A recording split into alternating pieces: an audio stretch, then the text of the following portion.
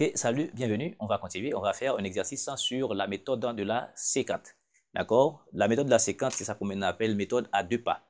Il nous faut deux valeurs initiales. Donc, pour la méthode de Newton, on a une seule valeur initiale. Maintenant, pour la séquente, il nous faut deux pas. D'accord? Et maintenant, on a une fonction f qui est définie sur r par f de x exponentielle de moins x moins x. Maintenant, on vous dit d'étudier le sens de variation de f. Bon, la première question est simple. Donc, en sens de variation de f. Or, le sens de variation dépend du signe de la dérivée. On doit calculer la dérivée. Calcul de f' de x. D'accord, la dérivée première, bien entendu. Et bien, la dérivée première, ici, ça fait et moins exponentielle de moins x moins 1. Donc, ici, il faut le signe de la dérivée. Signe de f' de x. Eh bien, moins exponentielle de moins x. D'accord, et c'est inférieur à 1. Parce que ici, c'est inférieur à 1 parce que exponentielle de moins x, c'est 1 sur exponentielle de x. Donc, pour quel que soit x, c'est plus petit que 1. Donc, moins exponentielle de x est inférieur à moins 1. Est inférieur à 1, donc ça veut dire, si j'enlève moins 1, je vais avoir moins exponentielle de moins x moins 1 est inférieur à 0. Donc, ça veut dire f' de x, n'est-ce pas, est strictement inférieur à 0. D'accord? Pour quel que soit x élément de R. D'accord? Donc, f est strictement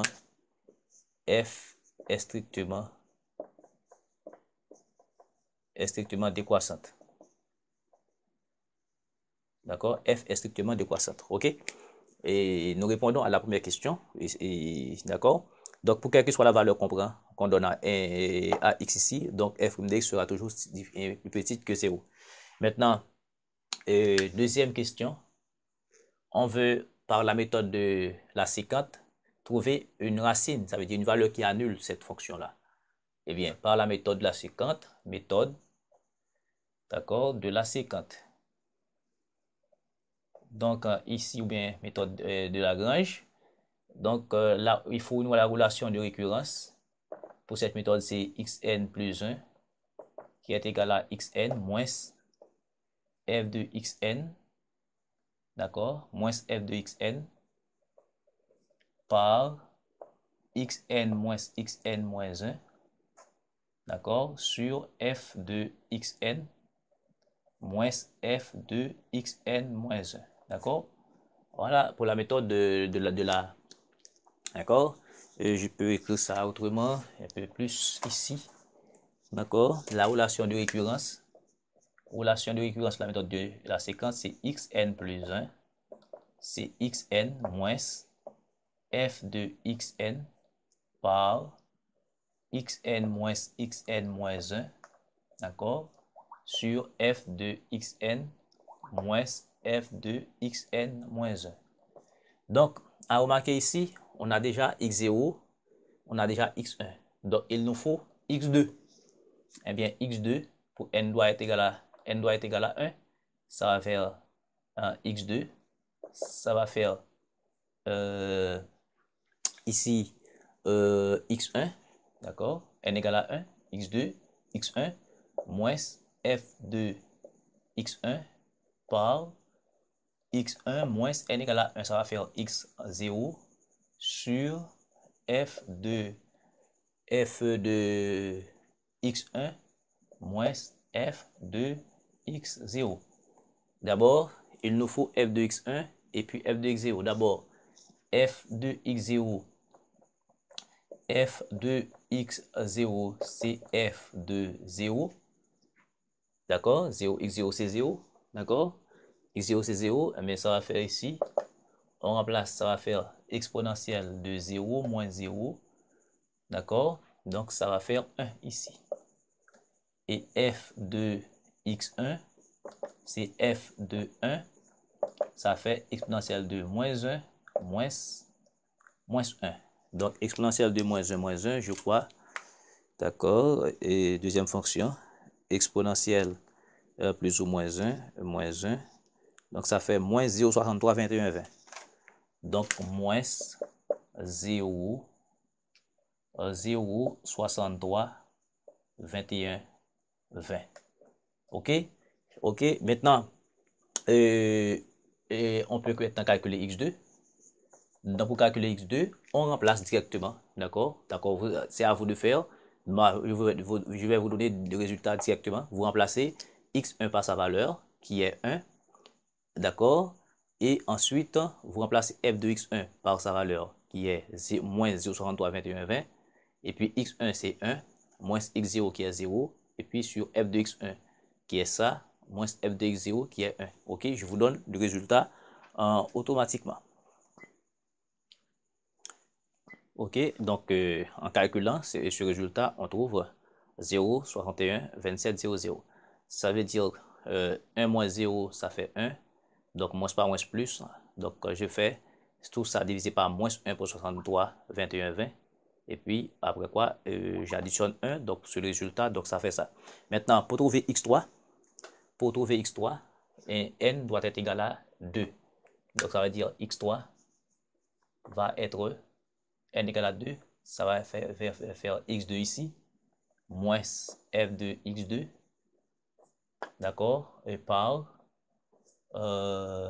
et x2, n égale à 2 moins 1, ça fait en x1, et le tout sur f de x2 moins f de x1. Donc, je dois calculer f de x2. F de x2, j'ai déjà f de x1, j'ai déjà f de x1. Donc, f de x2, c'est f de 0,63, soit 0,61, 27, 0, 0. D'accord? F de x2. F de x2, voici x2. Voilà, eh bien, je vais remplacer ici, ça va faire exponentielle de moins 0,61, 27, 0, 0, moins et moins 0,61, 27, 0, 0. Donc, ça fait f de x2, ça fait automatiquement. OK? OK?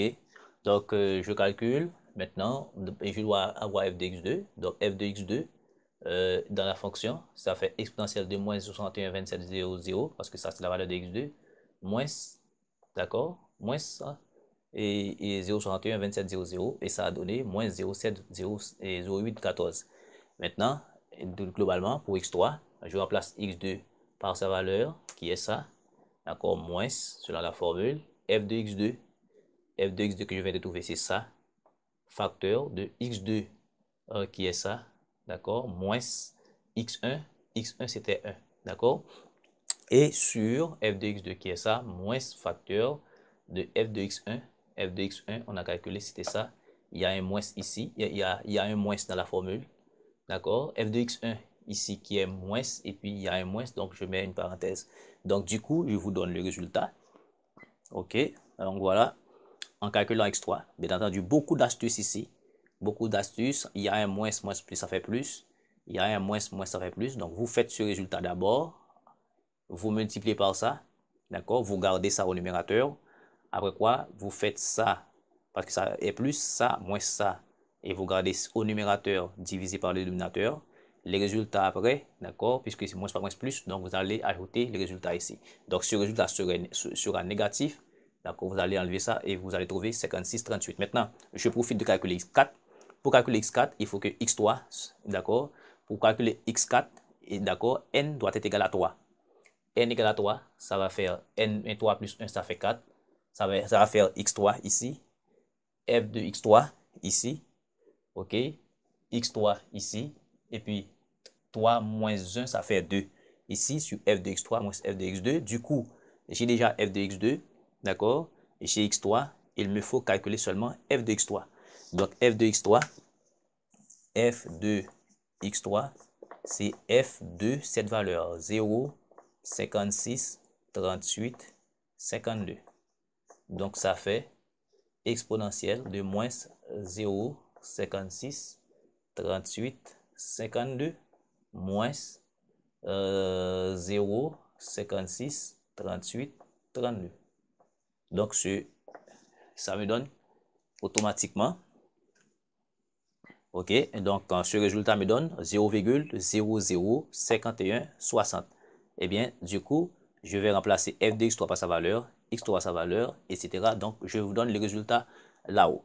Donc, ces résultats sont fondamentaux, sont fondamentaux, disons, ces résultats x2, on en aura besoin, d'accord, x3, on en aura besoin, et puis, on a déjà x0, on a déjà x1, donc il nous faut il nous faut x4.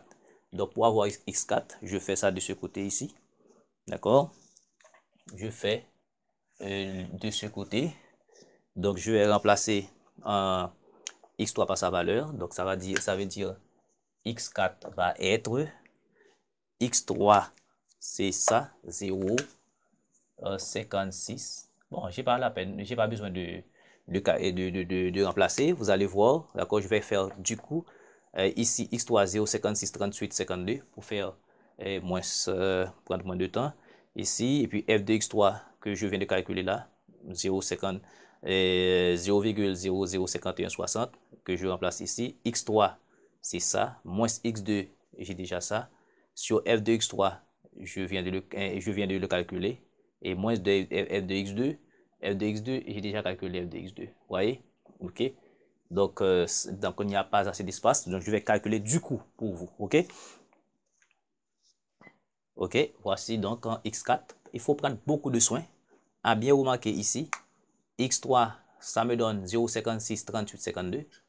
Vous remarquez, et x4 me donne 0,56, 71, 69. Donc, on a déjà deux décimales exactes. D'accord? Donc, je vais profiter de vous donner, d'accord, deux autres itérations, d'accord, x5 et x6, et puis je vais résumer tout ça dans un tableau comme pour le cas de la méthode de Newton. Ok, maintenant, je résume pour vous, d'accord, l'ensemble de ces racines, d'accord, dans un petit tableau. D'accord, lorsque n égale à 0, on avait x0. x0, vous vous rappelez, pour le départ, x en 0, c'était 0. x1, c'était 1. Donc, je prends 6 en chiffre après la virgule. Donc, pour x0, on a 0, 0. Pour x1, d'accord, on avait 1. D'accord, on avait 1. Maintenant, pour x2, on a calculé, c'était ça. D'accord. Pour x3, d'accord, on a calculé, c'était ça. D'accord, voici. Pour x4, d'accord, pour x4, on a calculé, c'était ça. Et je calcule pour vous. Donc, je vous laisse le soin de calculer vous-même, d'accord, et ces deux résultats. Donc, vous allez voir que et on va converger vers une valeur exacte. Donc, on a 6 décimales exactes, d'accord. Eh bien, avec ça, vous pouvez calculer l'erreur, d'accord. L'erreur, maintenant, on va supposer notre racine. Notre racine, c'est ça. Donc, pour cette fois-ci, je n'ai pas le temps de calculer xn plus 1. Donc, pour calculer xn plus 1, je vais prendre ça, d'accord? Et dans une colonne, alors, d'accord, je ne vais pas faire. Donc, je vais laisser pour vous. Donc, une colonne de xn plus 1, d'accord? Et si ça, c'est x1, alors x0, ça, c'est x1. Donc, ça veut dire, si ça, c'est xn, ici, c'est n plus 1. Donc, je vais avoir 1, 0, 0, 0, 0. D'accord, je vais prendre ça ici, 0,61, d'accord, et 61, 27, 0, 0, etc. Vous allez mettre ça ici. Voilà, maintenant pour cette colonne, ce qui m'intéresse, c'est que vous allez faire ça, moins ça. Donc ici, vous allez avoir tout ça. Alors notre racine, parce que vous allez voir que à partir de cette septième itération, 1, 2, 3, 4, 5, 6, 7, donc on aboutit à 6 décimales exactes. Donc ici, on va avoir ça, moins ça va faire 0,5671 et disons 43, d'accord, comme erreur. D'accord, ça, moins ça, maintenant ça, moins ça. Donc, je vous donne le résultat tout de suite. Alors, je vous donne pour tout, d'accord, je vous donne pour tout. Ok, donc ça veut dire, voilà, je vais calculer l'erreur. Donc, ici, je suppose que notre racine alpha, c'est ça. Donc, par définition, on a défini l'erreur. L'erreur, d'accord, c'était valeur absolue du alpha moins valeur absolue moins xn, d'accord. Donc, c'est notre alpha et ça. Donc, je prends ça, moins ça, ça, moins ça, ça, moins ça, etc. Donc, vous remarquez, lorsqu'on rapproche de la racine, donc l'erreur est quasiment nulle. D'accord? Donc, xn est égal à alpha. D'accord? Voilà.